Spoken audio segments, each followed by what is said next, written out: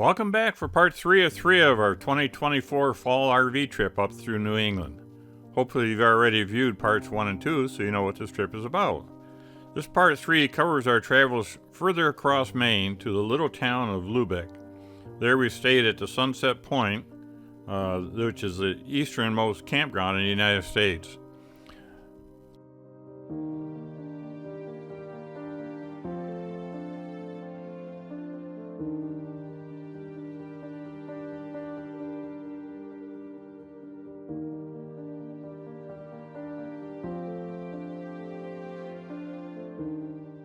From there, we visited the Kuwaiti State Park Lighthouse, which is the easternmost limits of the United States.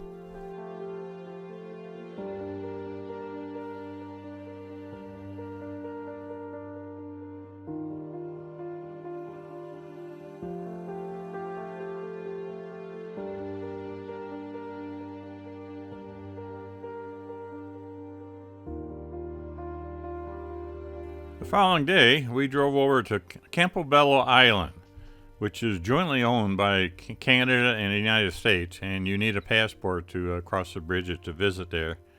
It's also on Atlantic time zone, so we lost another hour. This is where FDR had his summer cottage.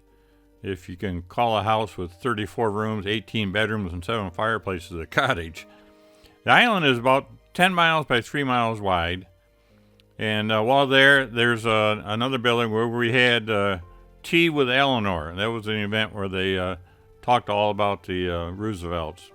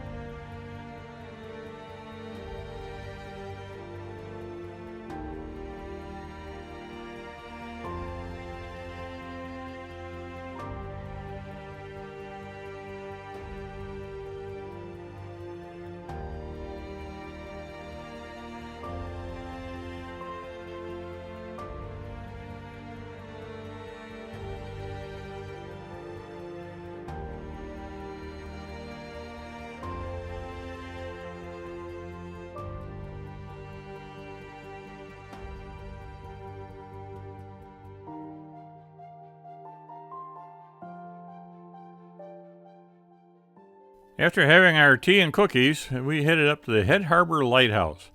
This supposedly is the most photographed lighthouse in the world. It's only accessible by low tide, and you can only spend a few hours there on the island before the tides come in, and the water rises at 5 feet per hour. If you don't get off, you'll be stranded there for 8 hours. You can see the kind of a high tide now, and the water's on its way out.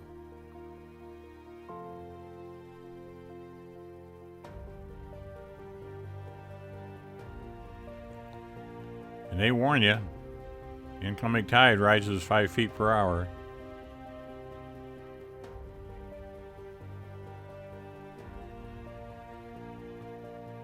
There you can see the water starting to recede, and a little bit of the bottom is showing. Now it's out quite a bit, and I think you'll see some people there starting to walk across it. And you can see the slippery, grassy rocks down at the bottom of it. You got to crawl across to get over there, and I decided not to risk that.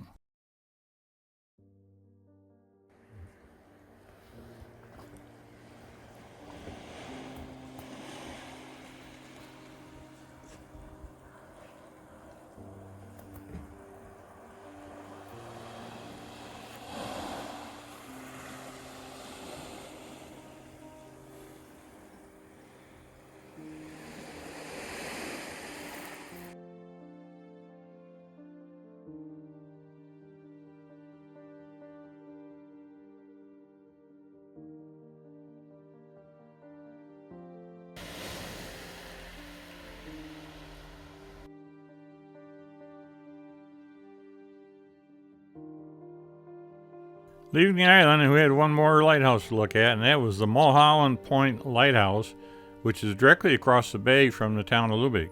So you can See the background, there's the town of Lubeck. And that's actually the border crossing on the Canadian side.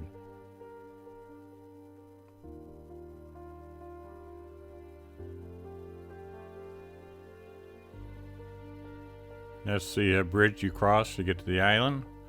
And we're back on the mainland now. And across the bay, that's the lighthouse where we just visited. And this is some strange, I guess they call it junk art, whatever, that somebody had made downtown one of the streets.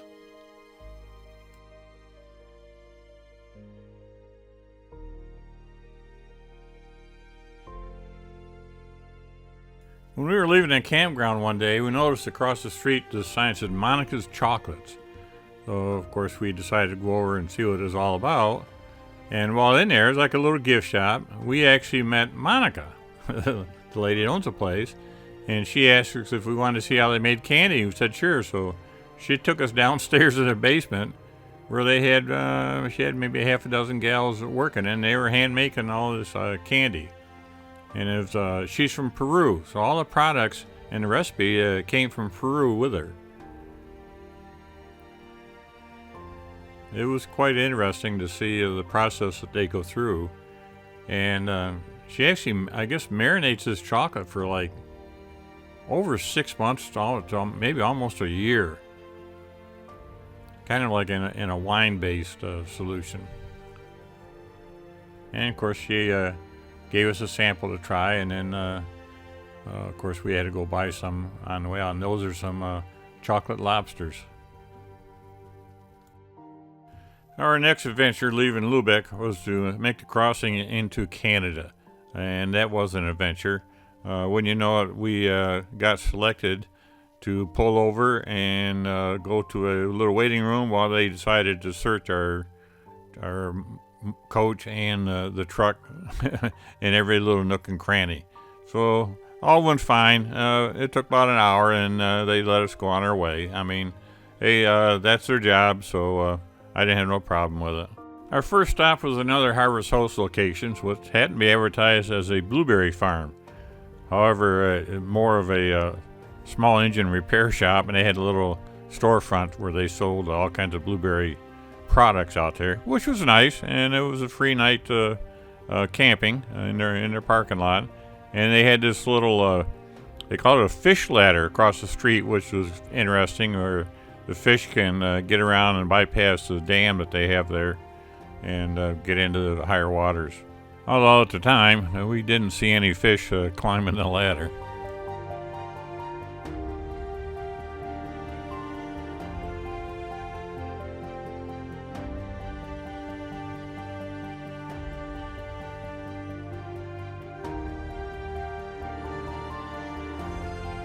Now, the main reason for crossing into Canada was to go up to Hopewell Rocks Park, which is on the Bay of Fundy, and that's where the tides will reach 39 to 52 feet, normally around 40 feet.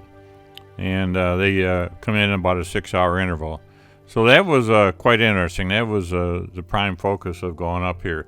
So we got to go in at low tide and walk around on the ocean floor, and come back at high tide and see over 20 feet of water where we were walking a few hours earlier.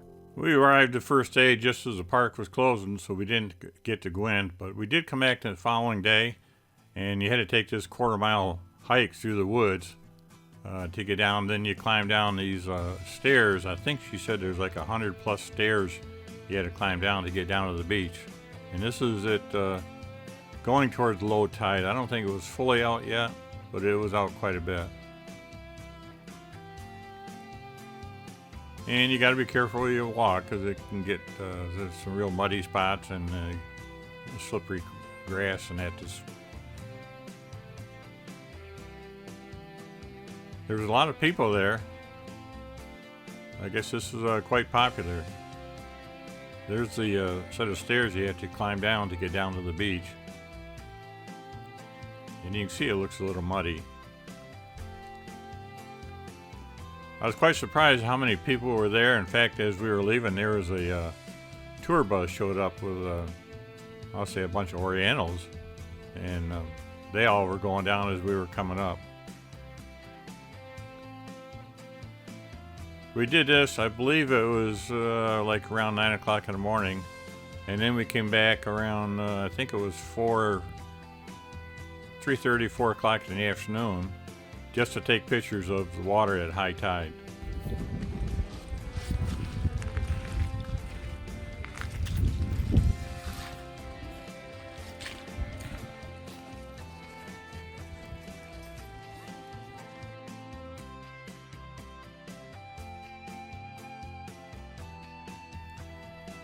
And here you can see where one of the tour buses showed up and how the amount of people that came down there.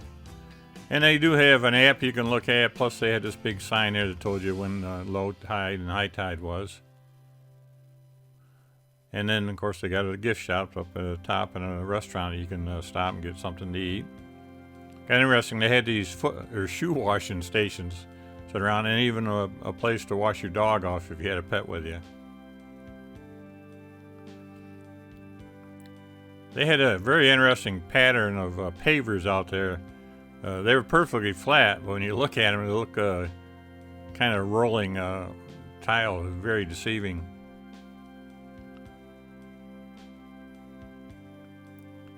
And here we are back when the tide's coming back in. You see we were all walking down there earlier, and the water right now is a good 20 feet deep. And going out, we saw some rangers by the road, and there was a flock of these birds down there. And they travel thousands of miles every year back and forth to get to this place. Now, going through one of the local towns, we saw those Briggs Maples, and it was a maple syrup place they manufactured, and it was quite interesting. They let you sample, and they had some weird-looking sodas in there that I wouldn't want to try, and all kinds of different jerky.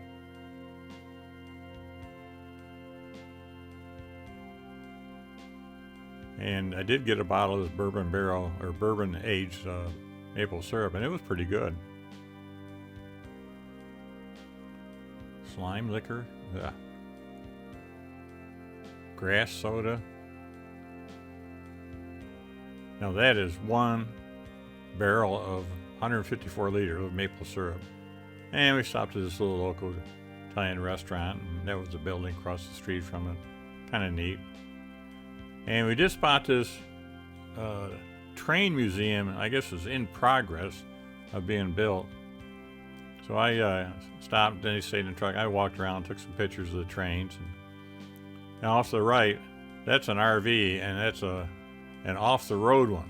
Had a Mercedes-Benz truck, and I don't know where the guy would want to go with this thing.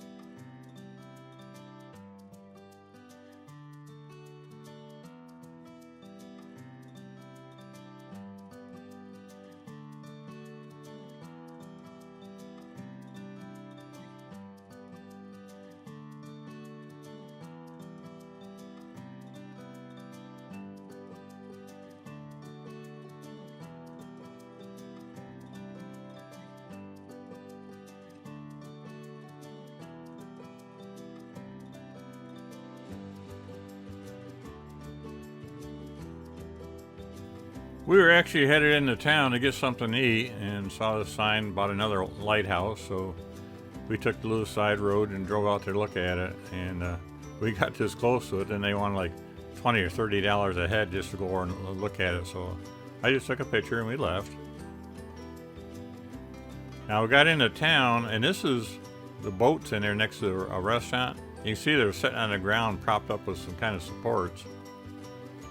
So we looked at it, and this restaurant nearby looked interesting, so we decided, well, we'll select that one. I can't think of the name of it now. But, yeah, the patio. Tipsy Tales.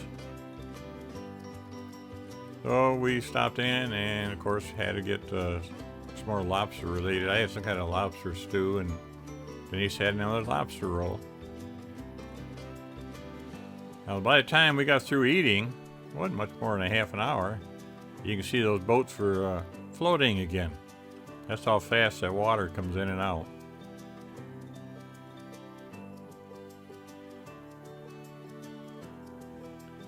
So we walked around town, looked at a few of the little souvenir shops, found a bakery. And there's something you don't see very often anymore, a pay telephone.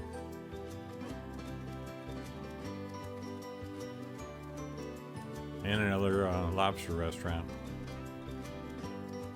Did spot this covered bridge going on the road, so we stopped to check that out.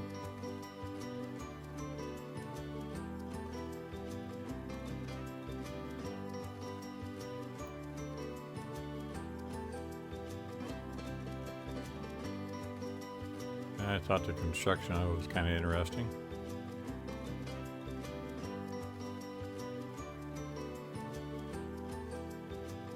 And on the way back to the campground, I spotted this old Mercury sitting alongside the road for sale. It was a pretty darn good shape. It had been obviously restored, and wanted $22,000 for it.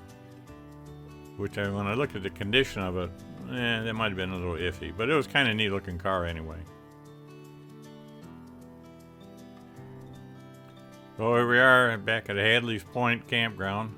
We're at Bar Harbor now, and they wouldn't even give me a discount, but it was a pretty decent campground.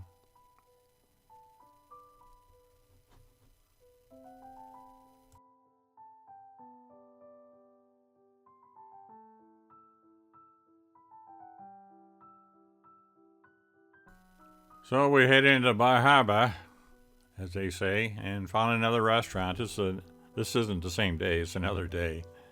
And stopped in here and look across the street at that water, and you'll see the difference when we stop at the other place. And they had lobster beer. It was just a brand name. And there's another lobster roll that Denise said they have.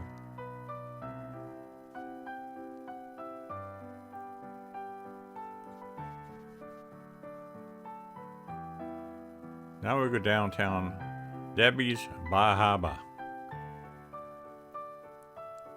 And my impression of Bar Harbor is nothing but souvenir shops, restaurants, and bars. It is strictly for tourists. And they usher you through, and these were huge cookies. Cookies for two. Blueberry donut.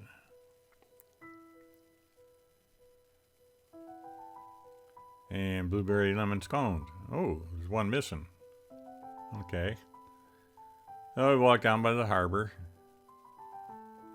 And it was kind of a little drizzly at the day we were there, so we didn't spend a whole lot of time.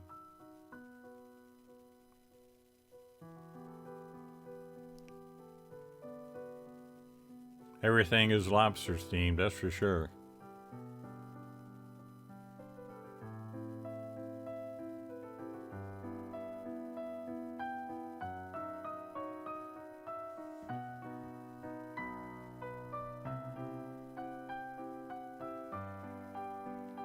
I passed on the free samples.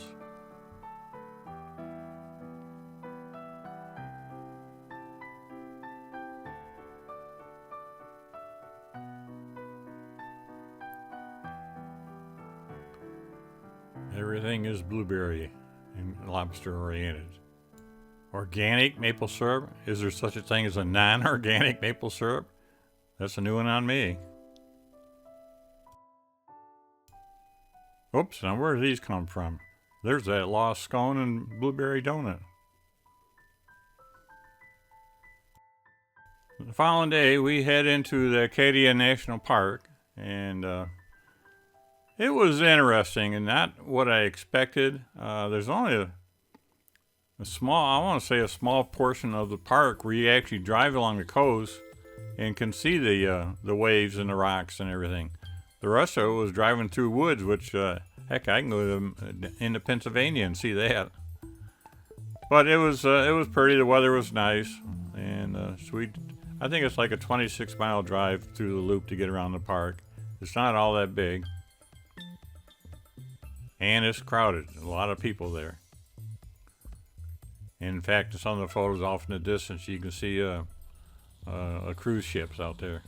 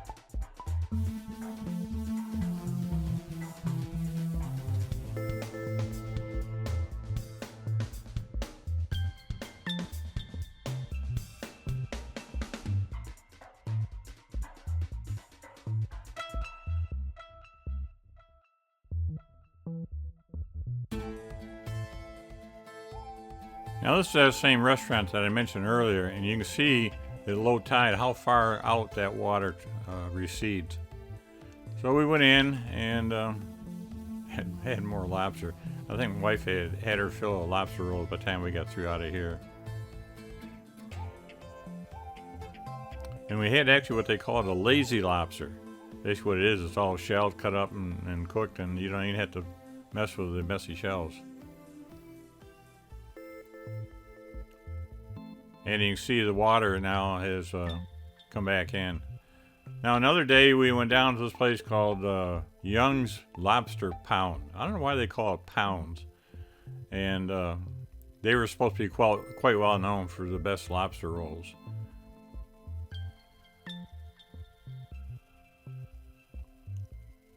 They actually had crab and lobster rolls.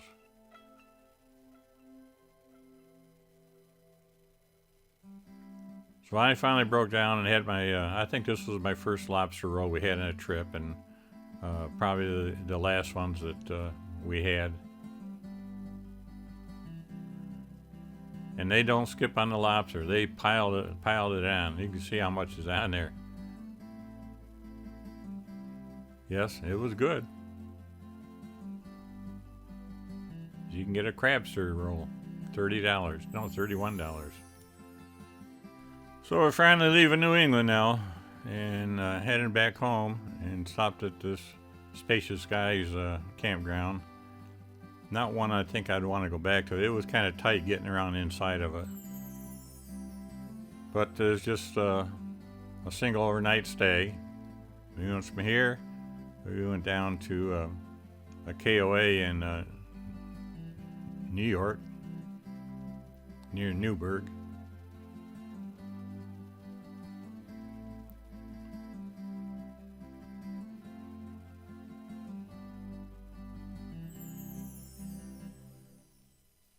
This was a little bit nicer. At least we could squeeze into the campground and everything was level. But again, it was just for one night.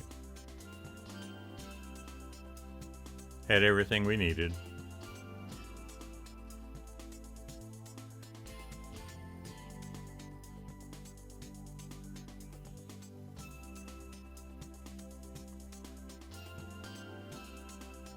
From there, we headed back to Horseheads, New York, which is just outside of Corning, New York, home of Corning Glass.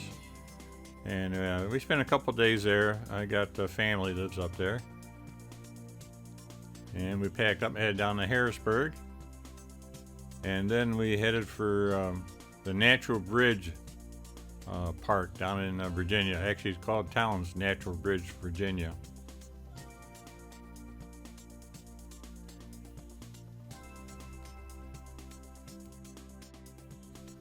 We got a little bit nicer site at this campground, and it happened to be, I guess they're doing a lot of upgrades to it, so I expect next year they're supposed to add on a whole bunch more sites like this one here for larger big rig motorhomes.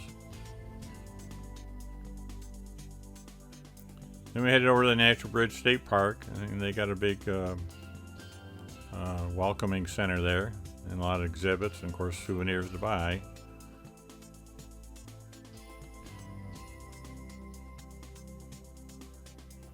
We were able to drive down to the bottom of the ravine. Usually they make you walk down a bunch of stairs. But Denise just had a hip replacement and my knees were bothering me, so they let us drive down.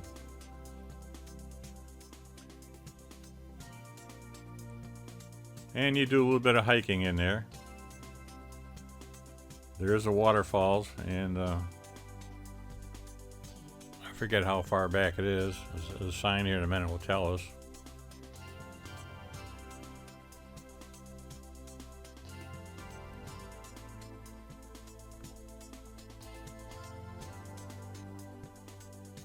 So we hike back to see the waterfalls and then come back out.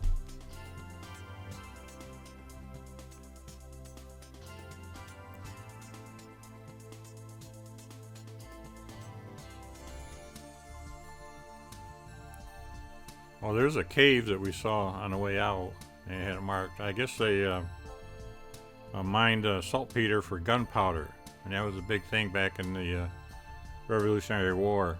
This was a big site for, making gunpowder.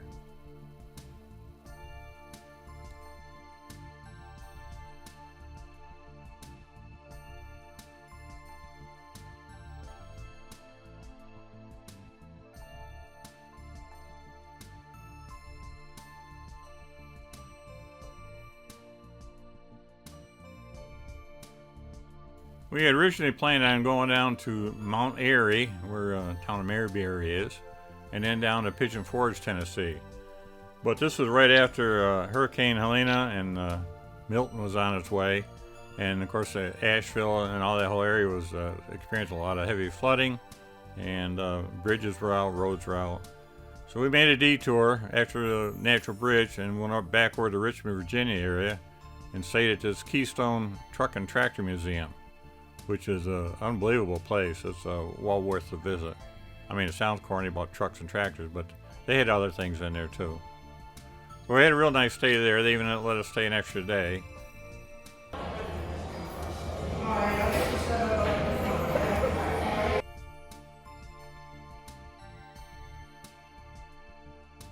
I've been through this museum several times in the past, but this trip up, a friend of mine owns a plating shop, and he had chrome plated the bumper on a bread truck they got here.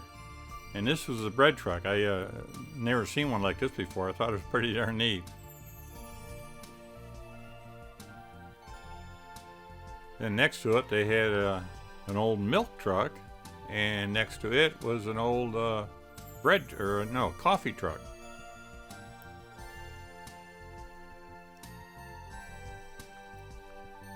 Now this next tractor coming up, it was a combination. They could use it, drive it on the road like a car, and then they had to shift it down and use it as a tractor.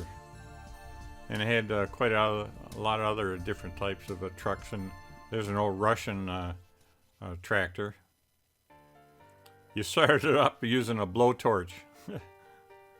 And as we were leaving, they were having an impromptu car show in the parking lot. So I took a few pictures of that, and then we got on the road again.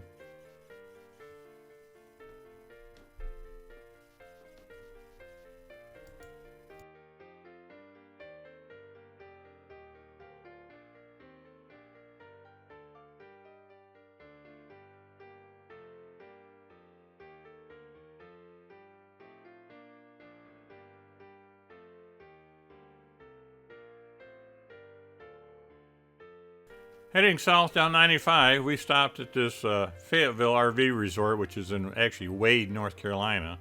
And there's a couple other reasons, or one other prime reason we stopped here. Because about 45 minutes away is this town of Holly Springs. And in Holly Springs is a restaurant called the Blind Pelican. And you can go on their, online and look at their website. And they make these unbelievable Bloody Mary cocktails.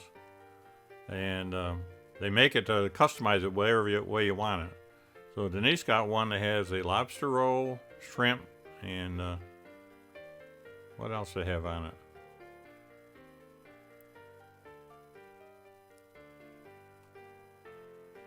And it's set on a bed of coleslaw. And she finished it all, but that Bloody Mary, it was a virgin Bloody Mary. It was pretty strong. I couldn't even drink it. And now we're back down south in the land of cotton. So we're getting closer to home. We made one stop in Brunswick, Georgia here for a couple of days. And then headed directly home from there. So if you've gotten this far in the videos, I hope you've enjoyed it. Wasn't too bored. And stay tuned, and hopefully we'll have some more in the future. We had 4,500 miles we drove, 47 days, and we consumed a lot of calories.